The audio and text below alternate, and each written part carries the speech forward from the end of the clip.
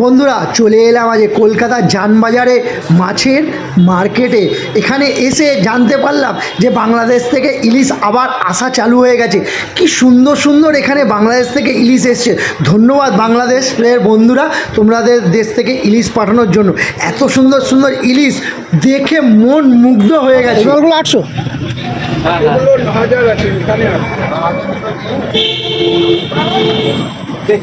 800, समझ नहीं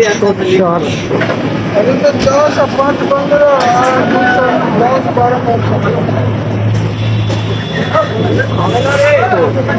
800 400 অসাধারণ। এগুলো কত করে হবে? আচ্ছা, কতটা হবে কেজি?